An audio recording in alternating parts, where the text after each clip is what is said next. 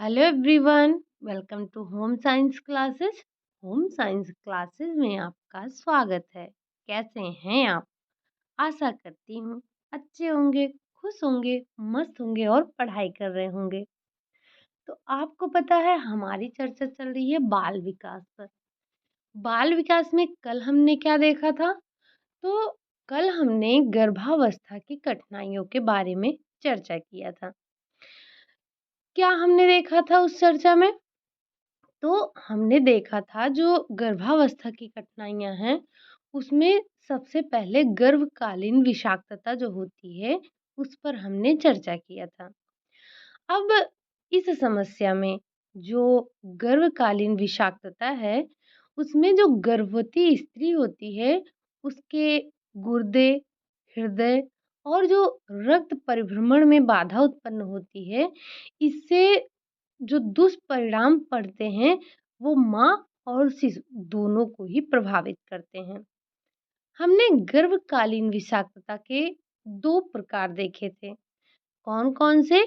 तो एक था तीव्र विषाक्तता, दूसरा था दीर्घकालीन विषाक्तता। जो तीव्र विषाक्तता थी, ये तीव्र विषाक्तता 2 प्रकार की थी। एक थी प्री एक्लेम्पसिया और दूसरी थी एक्लेम्पसिया। जो प्री एक्लेम्पसिया था वो 30 वर्ष से जो अधिक आयु की माताएं हैं या फिर जो गर्भवती स्त्रियां हैं उनमें देखने को मिल रहा था।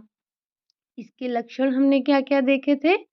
तो इस जो इसका लक्षण था, रक्तचाप आ रहा था, कई बार लगातार वमन होना, मूत्र में प्रोटीन आना, सूजन आना और वजन का अत्यधिक बढ़ना। ये लक्षण हमने देखे थे प्री एक्लेम्पसिया में। अब एक्लेम्पसिया क्या होती है?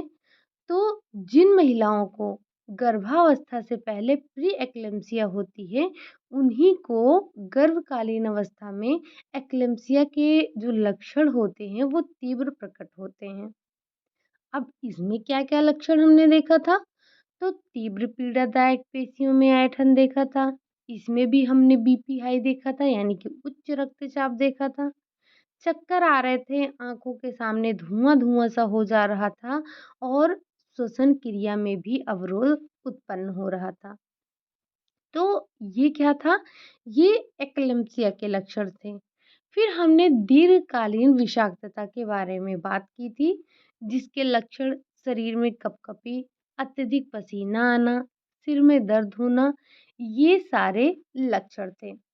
आज उसी गर्भावस्था की कठिनाई में अ, एक और थी एक कठिनाई जिसके बारे में आज हम चर्चा करेंगे। वो क्या है?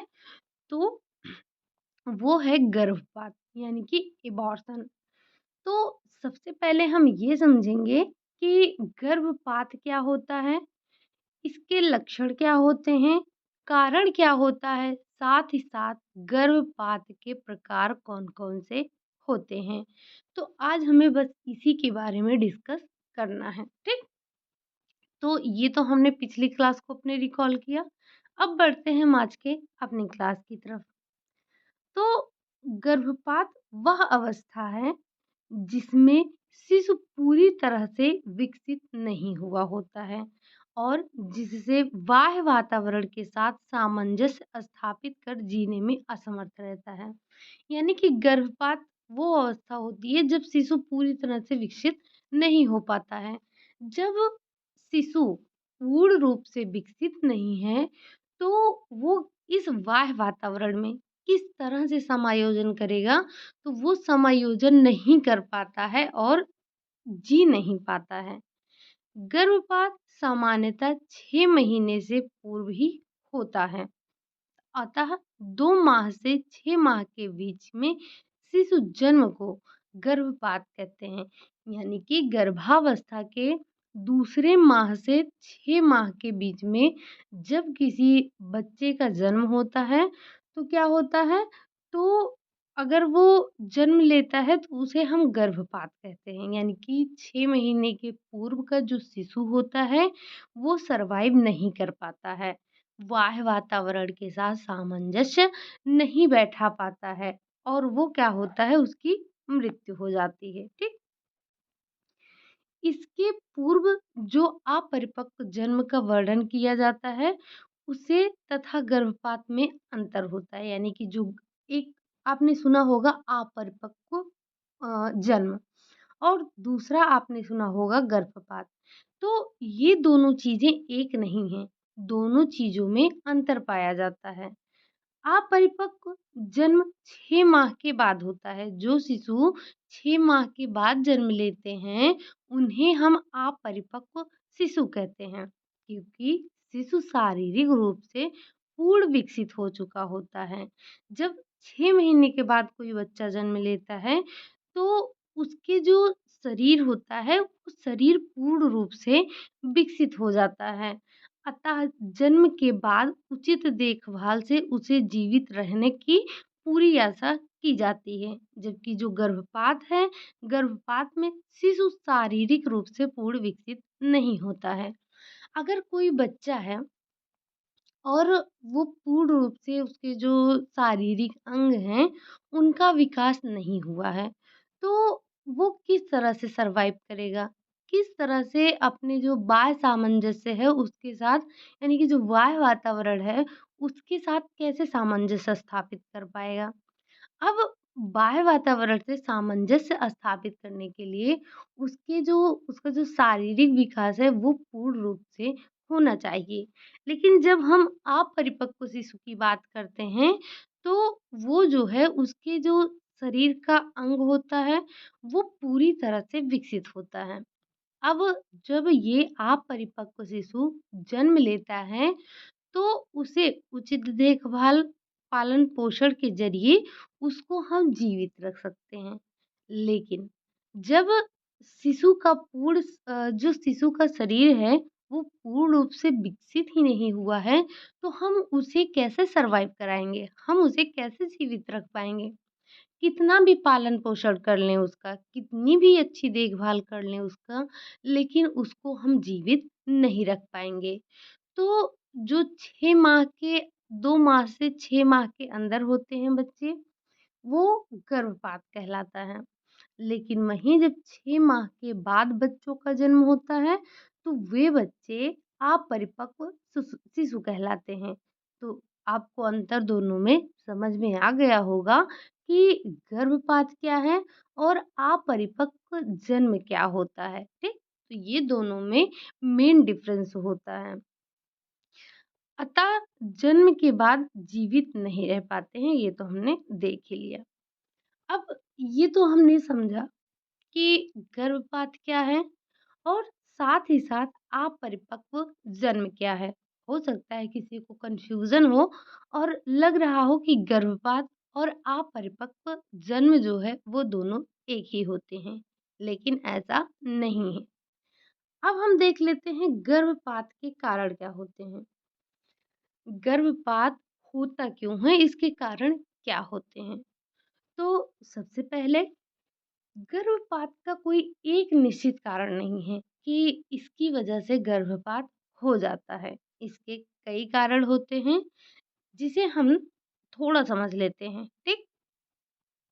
तो स्त्री का शारीरिक रूप से अत्यधिक कमज़ोर होना, यदि जो स्त्री है या फिर जो माता है वो शारीरिक रूप से बहुत कमज़ोर है, तो ऐसी स्थिति में गर्भपात होने की संभावना रहती है। ये कारण बताए जा रहे हैं कि क्या-क्या कारण हो सकता है एक गर्भवती का गर्भपात होने में, ठीक? अगला है स्त्री का एनीमिया रोग से पीड़ित होना। अब एनीमिया रोग से पीड़ित होना, कल मैंने आपसे पूछा था कि जो हमने जो हमने जब विटामिन पढ़ा था, जब हमने खनिज लवण पढ़ा था, तो वहाँ पर हमने 4 प्रकार के एनीमिया का ज़िक्र किया था। अब एक बार आप बताइए कि वो चारों एनीमिया कौन-कौन से थे और किसकी कमी से हो रहे थे, ठीक? तो अगर आपने कल नहीं कमेंट किया था तो आज ज़रूर कीजिएगा, ठीक? तो क्या कारण है? एक तो आपने देखा शारीरिक रूप से कमज़ोर होना यानी कि अत्यधिक कमज़ोर होना। दूसरा, स्त्री का एनीमिया रोग से पीड़ित होना। तीसरा है कि संतुलित व पौष्टिक भोजन की कमी। अगर कोई स्त्री गर्भावस्था के दौरान संतुलित और पौष्टिक भोजन नहीं करती है, तो गर्भपात होने की संभावना बढ़ जाती है या ऐसी स्थिति में गर्भपात हो जाता है। ठीक। अगला जो कारण है वो क्या हो सकता है? तो अगले कारण में आता है गर्भाशय में ट्यूमर होना। अगर गर्भाशय में ट्यूमर है तो भी गर्भपात हो जाता है। गर्भाशय में कोई संक्रमण होना। अगर गर्भाशय में किसी तरह का कोई संक्रमण है तो ऐसी स्थिति में गर्भपात हो जाता है। अगला है उच्च रक्तचाप तथा डायबिटीज। डायबिटीज, अब यहाँ भी आपका एक काम बढ़ जाता है। क्या? कि जब आपने डायबिटीज पढ़ा था तो वहां पर हमने डायबिटीज के नाम पढ़े थे। वो डायबिटीज कौन कौन से थे, एक बार कमेंट करके बताइएगा। ये छोड़िए, आप ये बताइए कि जो गर्भावस्था के दौरान डायबिटीज होता है उसे कौन सी डायबिटीज बोलते हैं। चलिए, आपका काम और आसान हो गया कि आपको बस एक ही आंसर बताना है। जो गर्भावस्था के दौरान डायबिटीज होता है उसे हम क्या कहते हैं? तो हम क्या देख रहे थे कि उच्च रक्तचाप तथा डायबिटीज, जो हाई बीपी होता है। हाई बीपी आपने कल भी देखा था, एक्लेम्सिया, प्री एक्लेम्सिया। ये दोनों ही हाई बीपी जब हो रहे थे तो ये दोनों ही लक्षण बन रहे थे। तो जब हाई बीपी होता है और डायबिटीज होता है तो भी गर्भपात होने की संभावना बढ़ जाती है। भ्रूण का विकृत होना। भ्रूण का विकृत होने का अर्थ ये होता है कि भ्रूण के अंगों का सही प्रकार से विकास ना हो पाना। तो जब भ्रूण के अंगों का सही प्रकार से विकास नहीं हो पाता है, तब क्या होता है? तब गर्भपात होता है। गर्भपात में एक साथ गर्भ में एक साथ 2 बच्चों का विकसित होना। आपने ट्विन बेबी का नाम सुना होगा। तो कभी-कभी जब गर्भ में एक साथ में 2 बच्चों का विकास हो रहा होता है, तो ऐसी स्थिति में भी गर्भपात होने की संभावना बढ़ जाती है। अगला है गर्भकालीन अवस्था में तीव्र संवेगात्मक आघात। जब गर्भकालीन अवस्था में किसी स्त्री को कोई ऐसे अचानक से कोई तीव्र संवेगात्मक आघात लग जाता है, मतलब वो शॉक्ड हो जाती है, उसे किसी बात का सदमा सा लग जाता है, तो ऐसी स्थिति में गर्भपात होने की संभावना बढ़ जाती है। इसीलिए जो गर्भवती स्त्री होती है, उसे हमेशा हमें एक खुशनुमा माहौल देना चाहिए, अच्छा वातावरण देना चाहिए। ये माता और शिशु दोनों के लिए ही अच्छा होता है। शिशु यानी कि जो गर्भस्थ शिशु है, ठीक? अगला है, अगला क्या कारण हो सकता है? तो अगला कारण है दुर्घटना के फलस्वरूप गर्भाशय पर चोट लगना। यानी कि कोई ऐसी दुर्घटना हो जाती है जिससे गर्भाशय पर चोट लगता है, तो गर्भाशय पर चोट लगने से भी गर्भपात होने की संभावना रहती है। साथ ही साथ गर्भकालीन अवस्था में तीव्र एंटीबायोटिक दवाओं का सेवन करने से भी गर्भपात होने की संभावना बढ़ जाती है। तो ये हमने कितने कारण देखे? तो ये हमने 10 से 11 कारण देख लिए गर्भपात होने का। अब इसमें से कोई भी वजह हो सकती है, कोई भी एक वजह हो सकती है गर्भपात के लिए, ठीक? आपने देखा भी होगा कि कई लोग ऐसे होते हैं, जब वो अल्ट्रासाउंड करवाते हैं या फिर सोनोग्राफी करवाते हैं, तो जब उसमें बच्चे में विकृतियाँ देखने को मिलती हैं, तो डॉक्टर उनको अबॉर्शन की सलाह देते हैं, ठीक? तो ये अबॉर्शन कई प्रकार के होते हैं। अब हमने अभी तक तो कारण देखा। अब हम समझ लेते हैं कि इसके लक्षण क्या होते हैं। यानी कि अगर किसी स्त्री का गर्भपात हो गया है तो ऐसे में हमें क्या लक्षण दिखाई देते हैं, ठीक? गर्भपात का कारण कोई भी हो सकता है, कोई भी हो सकता है हो गर्भपात की प्रारंभिक अवस्था में कुछ लक्षणों को देखकर आप पहचान सकते हैं। कौन से लक्षण? वो आपको नीचे बताए गए हैं और उचित उपचार द्वारा उसे रोका भी जा सकता है। यानी कि कुछ गर्भपात ऐसे होते हैं जिनको अगर आपने पहले समझ लिया, यानी कि आपने पहले जान लिया, तो उस गर्भपात को उचित उपचार के द्वारा रोक सकते हैं। गर्भपात की प्रारंभिक अवस्था में 2 मुख्य लक्षण आपको दिखाई देते हैं। पहला क्या होता है? तो पहला होता है पेड़ू के निचले भाग में दर्द होना और योनि से रक्तस्राव होना। गर्भपात की प्रारंभिक अवस्था में कमर और पेड़ू में पीड़ादायक दर्द होता है, यानी कि पीड़ा का अनुभव होता है। ऐसी अवस्था में चिकित्सक से परामर्श लेकर दवा लेनी चाहिए और पूरी तरह से विश्राम करना चाहिए। अगर ये प्रारंभिक अवस्था में दर्द को हमने सामान्य कहकर टाल दिया, तो ये स्थिति बढ़कर योनि से रक्तस्राव को जन्म देती है। यानी कि जो पहली अवस्था आपने देखी, क्या?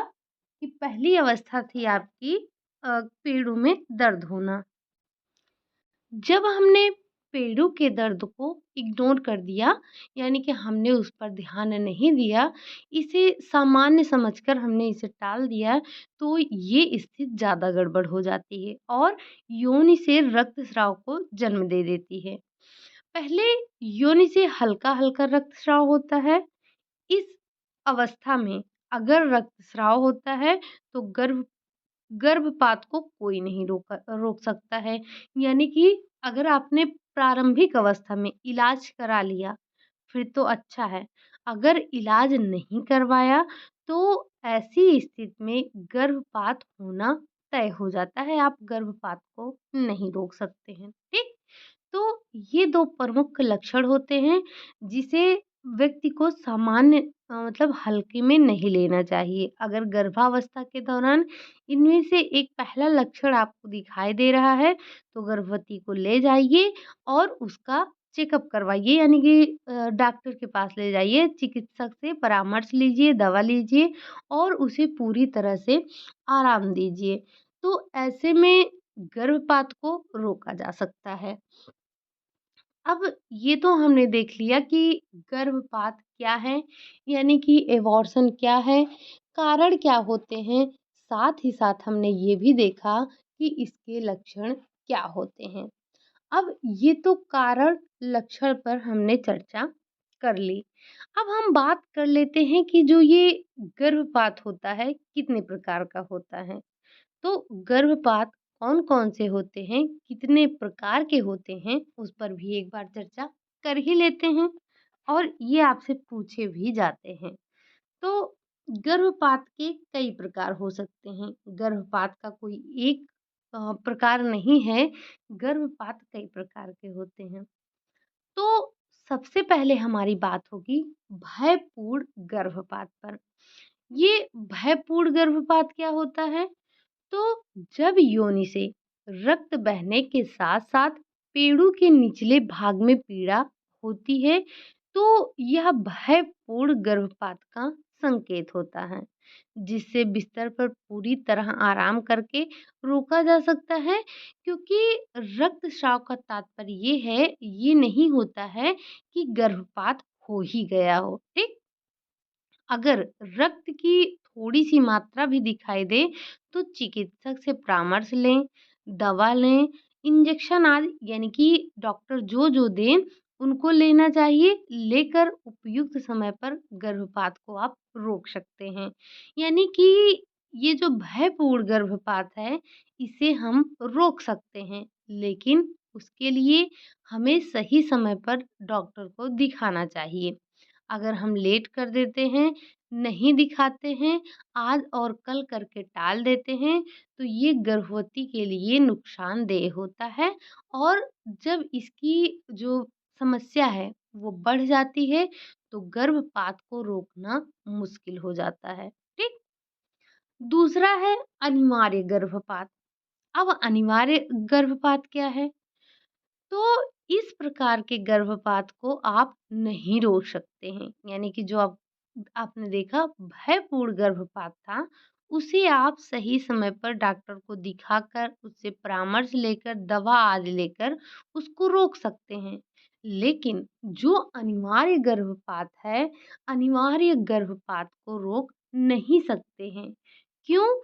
क्योंकि इसमें योनि से तीव्र रक्तस्राव थक्कों के रूप में होने लगता है। साथ ही गर्भाशय की मांसपेशियों के संकुचन के कारण तीव्र पीड़ा भी होती है, जिससे ग्रीवा फैल जाती है और अविकसित भ्रूण बाहर आ जाता है। ऐसी अवस्था में चिकित्सक को दिखाकर उचित परामर्श लेना चाहिए, जिससे कम से कम जो गर्भवती स्त्री है उसको बचाया जा सके। लेकिन आप गर्भपात नहीं रोक सकते हैं। ठीक? ये तो पहला था भयपूर्ण गर्भपात, जिसे आप सही समय पर चिकित्सक से परामर्श, दवा, इंजेक्शन आदि लेकर बचा सकते हैं। लेकिन जो अनिवार्य गर्भपात है, आप इसमें जो गर्भस्थ शिशु है यानी कि गर्भपात होने से नहीं रोक सकते हैं। ठीक? अगला है अपूर्ण गर्भपात। अपूर्ण गर्भपात यानी कि जब अनिवार्य गर्भपात के समय अपरा का कुछ भाग गर्भाशय में रह जाता है, तो उसे अपूर्ण गर्भपात कहते हैं। अपरा यानी कि प्लेसेंटा। जब अनिवार्य गर्भपात के समय, जो अभी-अभी आपने देखा, अनिवार्य गर्भपात के समय अपरा का कुछ भाग गर्भाशय में रह जाता है, तो उसे हम अपूर्ण गर्भपात कहते हैं। अपूर्ण गर्भपात स्वास्थ्य को हानि पहुंचा सकता है, क्योंकि यदि कुछ भाग गर्भाशय में रह गया है तो वो अंदर में क्या होता है, सड़ने लगता है, जिससे शरीर में विषैले जो विष होता है वो फैलने की संभावना बढ़ जाती है।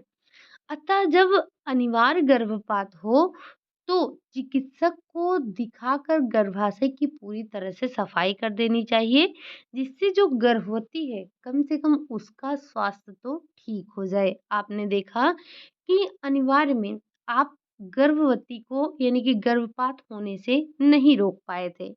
लेकिन जो अपूर्ण गर्भपात होता है, जब अनिवार्य गर्भपात में कैसे तो जो बच्चा होता है वो रक्त का थक्का बनाकर योनि मार्ग से बाहर आ जाता है। लेकिन जो प्लेसेंटा होता है, प्लेसेंटा अंदर ही रह जाता है गर्भाशय में। अब ये प्लेसेंटा हमारे शरीर का यानी कि स्त्री के शरीर का मुख्य पार्ट नहीं होता है कि ये हमेशा बना रहता है। जब गर्भ में शिशु पलता है तो उसी के दौरान प्लेसेंटा का भी निर्माण होता है और शिशु जन्म के बाद ये भी निकल जाता है। तो जब अनिवार्य गर्भपात के समय में गर्भाशय से अपरा नहीं निकला होता है, तो ऐसी स्थिति को अपूर्ण गर्भपात से जाना जाता है, अपूर्ण गर्भपात के नाम से जाना जाता है। ठीक? अगला है अगला आ जाता है पूर्ण गर्भपात। पूर्ण गर्भपात, अगर आपने अपूर्ण गर्भपात समझ लिया है तो पूर्ण गर्भपात समझने में कोई दिक्कत नहीं है। जब गर्भपात के दौरान तीव्र पीड़ा के साथ गर्भाशय के संपूर्ण व्यर्थ पदार्थ स्वतः ही बाहर निकल जाते हैं और निकलने के बाद पीड़ा और रक्त स्राव दोनों बंद हो जाता है, तो उसी को हम पूर्ण गर्भपात के नाम से जानते हैं। यानी कि जब अपरा ये सारी चीजें नहीं बाहर आ रही थी, तब हमने उसे अपूर्ण गर्भपात कहा। लेकिन जब ये बाहर आ जाते हैं सभी, तो इसी को हम पूर्ण गर्भपात कहते हैं। अब इस प्रकार के गर्भपात में गर्भाशय की सफाई स्वतः ही हो जाती है। लेकिन फिर भी गर्भपात के बाद गर्भवती को किसी अच्छे डॉक्टर को दिखाकर इस बात की संतुष्टि ज़रूर कर लेनी चाहिए कि जो गर्भपात हुआ है वो पूर्ण हुआ है या नहीं, जिससे कि भविष्य में कोई कठिनाई ना हो और गर्भाशय में किसी तरह का संक्रमण ना हो। जैसे अगर कोई स्त्री है, उसका अनिवार्य गर्भपात हो गया है और मतलब ऐसा लगता है कि जो प्लेसेंटा अंदर था वो बाहर निकल गया है। लेकिन फिर भी आपको एक बार डॉक्टर से मिल लेना चाहिए, उससे परामर्श ले लेना चाहिए, क्योंकि अगर प्लेसेंटा का थोड़ा भी भाग अंदर में रह गया है, तो वो भविष्य में कठिनाई करेगा, गर्भाशय में संक्रमण भी पैदा करेगा। तो इन सारी समस्याओं से बचने के लिए हमें एक बार डॉक्टर से सलाह लेनी चाहिए। तो यही कहलाता है पूर्ण गर्भपात। ठीक? अगला आता है चिकित्सीय गर्भपात। अब ये चिकित्सीय गर्भपात जो होता है वो क्या होता है? तो जब गर्भाशय में भ्रूण किसी कारण से ठीक प्रकार से वृद्धि नहीं कर पाता है, तो उसके विकसित होने से गर्भवती स्त्री को जान का खतरा हो सकता है। तो ऐसी अवस्था में चिकित्सक माँ या शिशु की स्वास्थ्य रक्षा के लिए ही गर्भपात करना मतलब गर्भपात करवाने की सलाह देता है। यानी कि जो बच्चा सही से नहीं वृद्धि कर रहा है और उसका विकास जो है गर्भवती के गर्भाशय में हो रहा है। तो ऐसी स्थिति में माँ और बच्चे दोनों को खतरा होता है। तो जो डॉक्टर होता है, चिकित्सक होता है, वो गर्भपात करवाने की सलाह देता है। तो इसी को हम चिकित्सीय गर्भपात कहते हैं। इसमें गर्भपात के कोई लक्षण पूर्व में नहीं होते हैं। केवल परिस्थितियों को देखते हुए अविकसित भ्रूण को गर्भ से बाहर निकालना पड़ता है। यानी कि जब बच्चा विकसित नहीं है, तो उसको डॉक्टर बोलता है कि इसका एबॉर्शन कर देते हैं। जब बच्चा विकसित ही नहीं होगा, तो उसे जन्म देकर क्या करना है? माना कि किसी बच्चे का सर ही नहीं विकसित हुआ है, अब ऐसे बच्चे को कै जन्म देके क्या ही करेंगे? तो जब बच्चे का बच्चे का शारीरिक विकास नहीं हो पाता है, तो ऐसी स्थिति में डॉक्टर क्या करते हैं, गर्भपात करवाने की सलाह देते हैं। अब इसका उपचार क्या हो सकता है? तो गर्भपात किसी भी अवस्था में और किसी भी प्रकार का हो, उसके लिए उपचार स्वरूप कुछ बातें हमें ध्यान रखनी चाहिए। जैसे अगर गर्भपात की संभावना है, तो गर्भवती को पूरी तरह से आराम करना चाहिए। अगर गर्भपात हो गया है, तो चिकित्सक को दिखाकर गर्भाशय की पूरी तरह से सफाई करवा देनी चाहिए। अगर ऐसा नहीं करते हैं, तो गर्भ में यानी कि गर्भाशय में संक्रमण बढ़ने की शंका रहती है, संक्रमण हो सकता है। अगर पहली बार गर्भधारण पर स्त्री को गर्भपात हो गया हो, तो दोबारा गर्भधारण करने पर प्रारंभ से ही चिकित्सक की सलाह लेनी चाहिए। ये उचित रहता है, गर्भपात होने की संभावनाएं घट जाती हैं। गर्भपात के 8 से 10 दिन तक स्त्री को पूरी तरह से आराम करना चाहिए, क्योंकि गर्भाशय की मांसपेशियां उस टाइम पर ढीली हो जाती हैं। साथ ही साथ आप और क्या ध्यान रख सकते हैं, तो गर्भपात में रक्तस्राव होता है। गर्भपात के बाद स्त्री को गर्भवती स्त्री के समान ही उसको संतुलित आहार, पौष्टिक भोजन मतलब उसकी पूरी तरह से देख-रेख करना चाहिए, क्योंकि ऐसी अवस्था में जो स्त्री होती है, वो शारीरिक, मानसिक रूप से बहुत कमज़ोर हो चुकी होती है। गर्भपात के बाद जब तक रक्तस्राव बंद ना हो जाए, तब तक दिन प्रतिदिन यानी कि प्रतिदिन यौन की अच्छी तरह से सफाई करना चाहिए। नहीं तो गर्भाशय में संक्रमण होने की संभावना भी रहती है। गर्भपात के बाद भी स्त्री का पूरी तरह से डॉक्टर से परीक्षण करवाते रहना चाहिए और इस बात को जानने का प्रयास भी करते रहना चाहिए कि गर्भपात किस कारण से हुआ है, जिससे जब भविष्य में वो स्त्री कभी भी गर्भाधान करे, तो गर्भपात की संभावना ना आए। तो ये कुछ उपचार हम कर सकते हैं गर्भपात होने पर या गर्भपात को रोकने के लिए। अब गर्भपात का एक और कारण था, शायद से छूट गया है, वो है आरएच फैक्टर। आरएच फैक्टर भी गर्भपात का एक कारण है।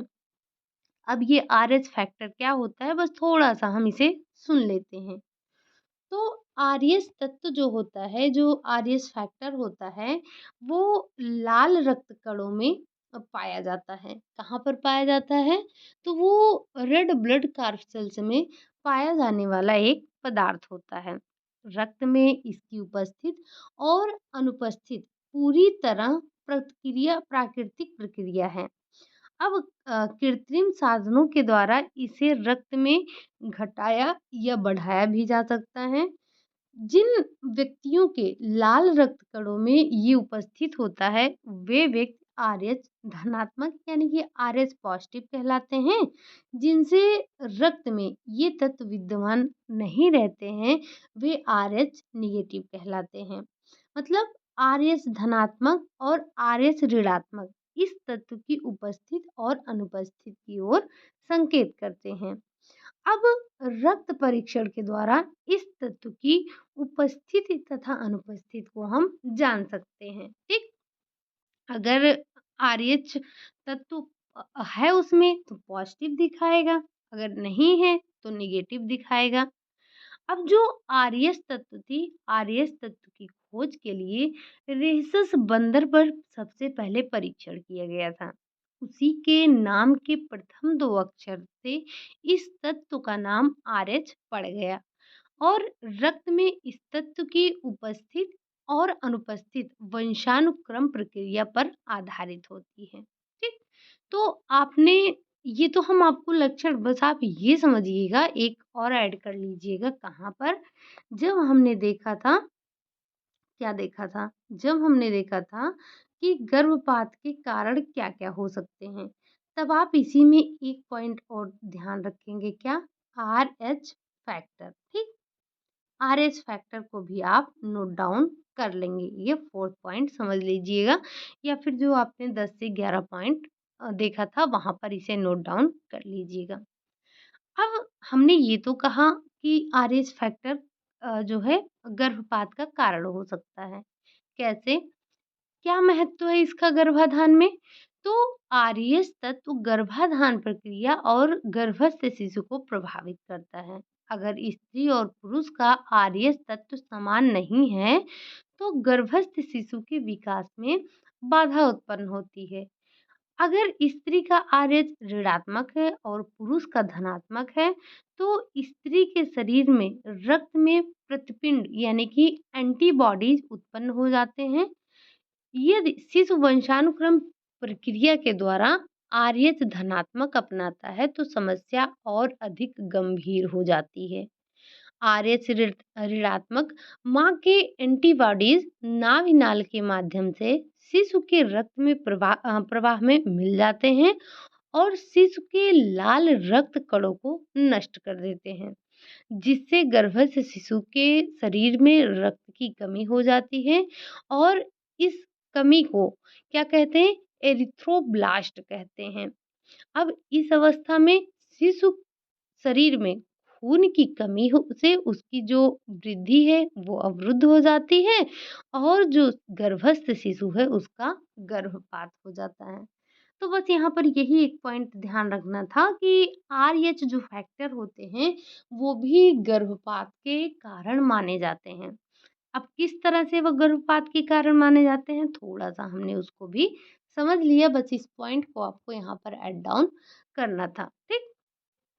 तो बस आज के लिए हमने यही इतना देखा क्या कि गर्भपात क्या है, इसके कारण क्या हैं, लक्षण क्या होते हैं, साथ ही साथ गर्भपात क्या होते हैं। ये जो गर्भपात का कारण है, ये आपसे कई बार पूछा गया है। तो गर्भपात के कारण को आप ध्यान रखेंगे, साथ ही साथ गर्भपात के प्रकार ये भी आपसे क्वेश्चन पूछा गया है कि गर्भपात कौन-कौन से हैं। मतलब ये नहीं पूछा जाता है कि कितने प्रकार का होता है। जैसे उदाहरण के लिए मैं आपको ये पूछूं कि अगर किसी स्त्री के गर्भाशय से अपरा यानी कि जो प्लेसेंटा है वो नहीं निकला है, तो वो किस प्रकार का गर्भपात होगा? तो आपने देखा था कि ये अपूर्ण गर्भपात होता है, ठीक? तो इसी तरह से कोई भी क्वेश्चन आपसे पूछा जा सकता है। साथ ही साथ आप इसके लक्षण को ध्यान रखेंगे। क्या कारण को क्या? स्त्री का शारीरिक रूप से अत्यधिक कमज़ोर होना, स्त्री का एनीमिया रोग से पीड़ित होना, संतुलित व पौष्टिक भोजन की कमी, आरएच फैक्टर भी एक कारक होता है किसमें? गर्भपात में, गर्भाशय में ट्यूमर होना, गर्भाशय में कोई संक्रमण होना, उच्च रक्तचाप तथा डायबिटीज, भ्रूण का विकृत होना। अच्छा एक बात बताइए, अगर भ्रूण विकृत है तो कौन-सा गर्भपात होगा? अभी-अभी हमने ज़िक्र किया था, तो अगर आपने क्लास को अच्छे से समझा होगा तो आप कमेंट करके बताइए कि अगर भ्रूण का विकृत होना यानी कि जो भ्रूण है वो विकृत है, तो कौन-सा गर्भपात होता है? आपने क्या देखा? भयपूर्ण गर्भपात, अनिवार्य गर्भपात, अपूर्ण गर्भपात, साथ ही साथ हमने चिकित्सीय गर्भपात भी देखा। तो आपको बताना है कि कौन-सा ये गर्भपात होगा। साथ ही साथ हमने पूर्ण गर्भपात पर भी चर्चा किया था। तो भ्रूण का विकृत होना किस गर्भपात में आएगा? एक बार कमेंट करके ज़रूर बताइएगा। और गर्भ में एक साथ 2 बच्चों का विकसित होना, गर्भकालीन अवस्था में तीव्र संवेगात्मक आघात लगना, दुर्घटना के फलस्वरूप गर्भाशय पर चोट लगना और गर्भकालीन अवस्था में तीव्र एंटीबायोटिक दवाइयों का सेवन करना भी गर्भपात का कारण बन सकता है। ठीक? तो ये रही हमारी आज की एबॉर्शन की क्लास, जिसमें हमने जितना हमारे लिए इम्पोर्टेंट था हमने समझ लिया। तो बस आज के लिए यही इतना रखते हैं। क्लास आपको कैसी लगी? अगर अच्छी लगी हो तो लाइक करें, चैनल को सब्सक्राइब करें, साथ ही साथ कमेंट ज़रूर कीजिएगा और शेयर करना तो बिल्कुल भी मत भूलिएगा। आप में से जिन लोगों ने अभी तक टेलीग्राम जॉइन नहीं किया है तो वो टेलीग्राम जॉइन कर लें। टेलीग्राम जॉइन करने के लिए आपको कोई फ़ी पे करने की आवश्यकता नहीं है। तो रात 9 बजे वहाँ पर क्विज़ होती है। आप उसे आसानी से सॉल्व करके अपनी तैयारी को और मज़बूत कर सकते हैं। आप डेली 10 क्वेश्चन की प्रैक्टिस कर सकते हैं। तो टेलीग्राम जो चैनल है उसका लिंक आपको डिस्क्रिप्शन में मिल जाएगा। वहाँ से आप टेलीग्राम जॉइन कर सकते हैं। ठीक? तो बस आज के लिए यही इतना रखते हैं। मिलते हैं नेक्स्ट क्लास में। तब तक के लिए बाय बाय, टेक केयर।